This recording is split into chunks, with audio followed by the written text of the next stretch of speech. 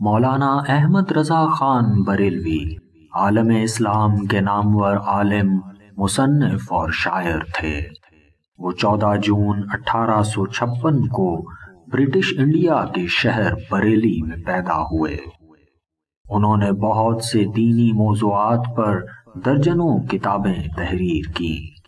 بر صغیر، پاک و ہند سمیت دنیا بھر میں مولانا احمد رضا بریلوی کے عقیدت مند موجود ہیں اور ان کو اعلیٰ حضرت کے خطاب سے پکارا جاتا ہے۔ مصطفیٰ جان رحمت پہ لاکھوں سلام اور بے شمار حمدیہ اور نعتیہ کلام بھی احمد رضا بریلوی کی یاد تازہ کرتے ہیں۔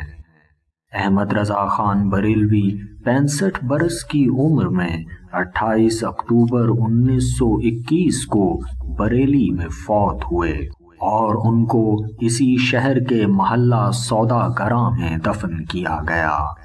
ان کی قبر پر ایک مزار موجود ہے اور دنیا بھر سے ان کے عقیدت مند ان کی قبر پر حاضری دینے آتے ہیں۔ اللہ تعالی احمد رضا خان بریلوی کی مغفرت فرمائے۔